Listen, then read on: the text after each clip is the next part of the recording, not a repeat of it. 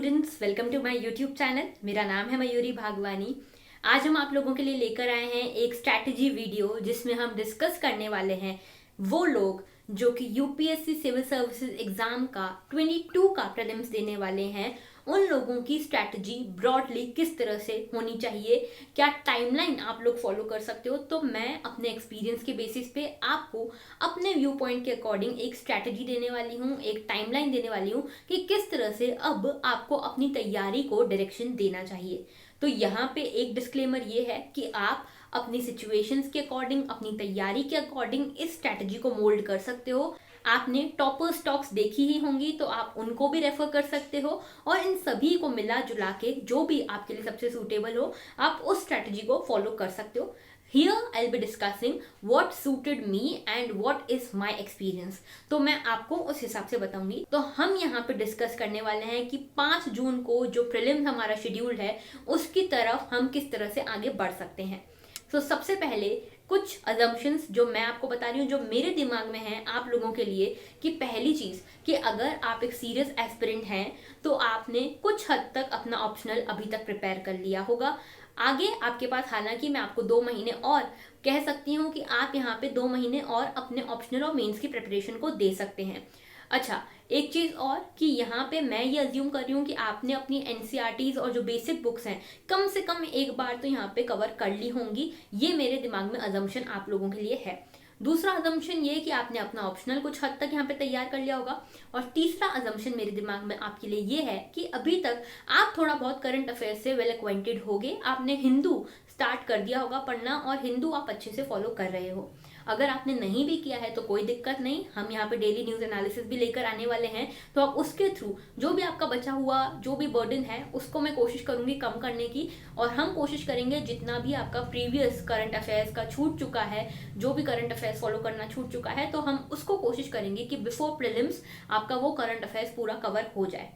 Alright, तो देखो आज अभी दिसंबर में कुछ दिन बचे हैं तो दिसंबर को मैं छोड़ देती हूँ। जो भी आपके दिसंबर के 2-4 दिन बचे हैं और आप उसमें जो भी आपने पढ़ना है, जो भी पढ़ा हुआ है उसको रिवाइज वगैरह कर लो, ठीक है। जो भी आपके टारगेट्स मिस्ड आउट हैं उनको आप यहाँ पे कवर कर सकते हो। मैं यहाँ पे बात करने वाली हूँ जनवरी से।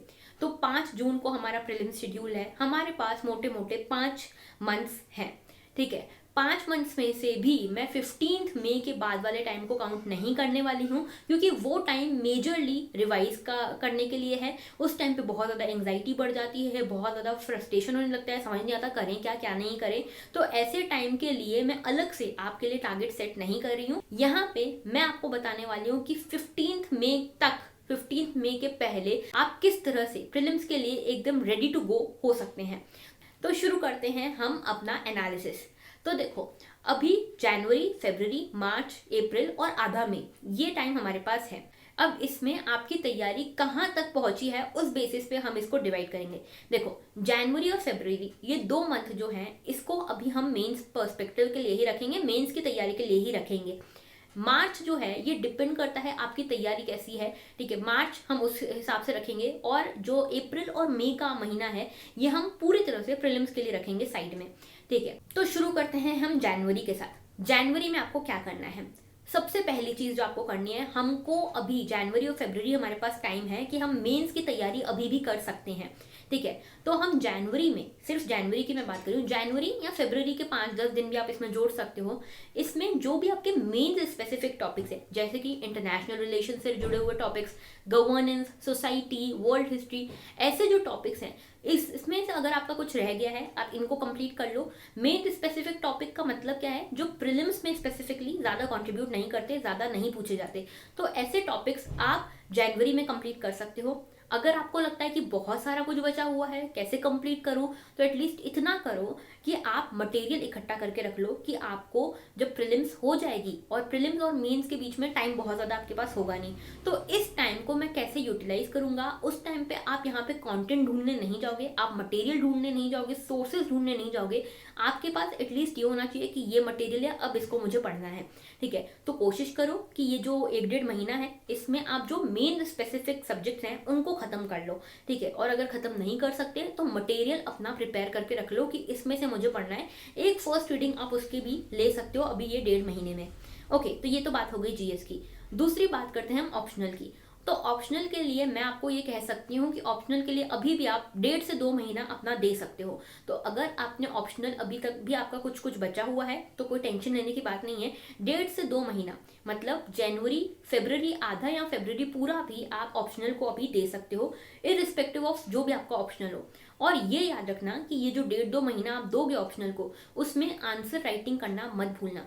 मेंस की आंसर राइटिंग, जीएस की और ऑप्शनल दोनों की आंसर राइटिंग अभी आप यहाँ पे कर सकते हो बहुत अच्छे तरीके से, ठीक है। तो यहाँ पे ये 2 महीने अभी भी आप अपनी मेंस की तैयारी को दे सकते हो। क्योंकि देखो ये चीज़ समझना बहुत ज़रूरी है, जिन लोगों का भी या तो प्रीलिम्स पहले कभी क्लियर नहीं हुआ हो या जिनका पहला अटेम्प्ट होता है, उन लोगों के दिमाग में एक मिथ रहता है कि प्रीलिम्स फटाफट क्लियर करना है, उसके बाद तो लाइफ सेट है। लेकिन प्रीलिम्स क्लियर करके भी करोगे क्या अगर मेंस की तैयारी नहीं होगी तो इसीलिए मेंस की तैयारी आपकी 50% से ज़्यादा पहले ही हो जानी चाहिए। प्रीलिम्स के पहले ही आपकी 50-60% मेंस की तैयारी हो जानी चाहिए, क्योंकि उसके बाद इतना टाइम नहीं होता, बहुत कुछ होता है पढ़ने को, नई नई टेस्ट सीरीज आती है मार्केट में, नया नया मटेरियल आता है, तो बहुत डाइवर्जन होता है, बहुत डिस्ट्रैक्शन होता है। इसीलिए 50-60% जो तैयारी है हमारी मेंस की, हमको पहले ही करके रखनी है। ओके, तो यहाँ पे आंसर राइटिंग जो है मेंस की, ऑप्शनल और जीएस दोनों की आप यहाँ पे कर सकते हो टिल फरवरी। दूसरी चीज़ ये कि एसे और एथिक्स की भी अगर मैं बात करूँ तो एसे और एथिक्स भी आप अपना फरवरी तक कर सकते हो। आप वीकली बेसिस पे संडेज को अपना एक दिन एसे और एथिक्स को बिल्कुल दे सकते हो, ठीक है। सैटरडे संडे आप एसे और एथिक्स को आराम से दे सकते हो।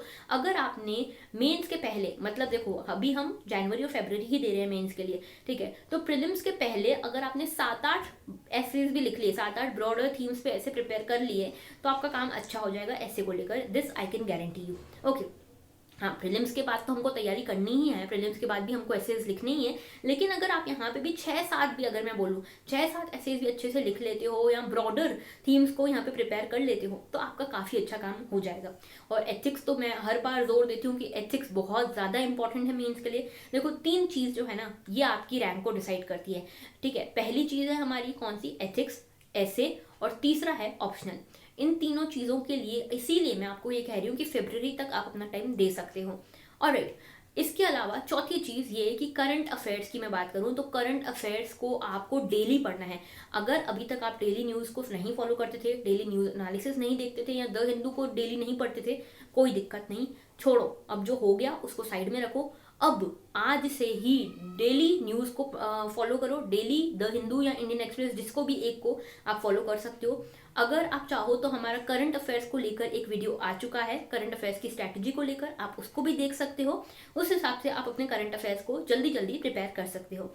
ऑलराइट, सो यहाँ पे आपको डेली हिंदू को पढ़ना है। और करंट अफेयर्स की मैगजीन की मैं बात करूँ, अगर आपने अभी तक भी करंट अफेयर्स की मैगजीन्स को कवर नहीं किया है, अच्छा जब मैं मैगजीन की बात करती हूँ मेरा मतलब है उस मंथ का करंट अफेयर्स आपने किसी भी तरीके से यहाँ पे कंप्लीट करना है। फॉर एग्जाम्पल जैसे मैं बोलूँ अप्रैल की मैगजीन हो गई क्या, यानी कि अप्रैल का जो भी करंट अफेयर था, जिस भी मीडियम से आपने पढ़ा हो, चाहे वो हिंदू के थ्रू पढ़ा हो, किसी वेबसाइट को फॉलो किया हो, किसी क्विज को फॉलो किया हो, या फिर किसी मैगजीन को फॉलो किया हो, कोई भी मटेरियल आपने एक कोई भी अच्छे से सोर्स रेफर किया है, उसकी मैं बात कर रही हूँ यहाँ पे। जब भी मैं मैगजीन कहती हूँ या फिर ये कहती हूँ कि उस महीने का करंट अफेयर्स की मैं बात करती हूँ, तो आप यहाँ पे क्या कर सकते हो, आपने करा हो या ना करा हो अभी तक करंट अफेयर्स को फॉलो, अब आप क्या कर सकते हो, अब हमारे पास 4 महीने हैं, जनवरी, फरवरी, मार्च और अप्रैल।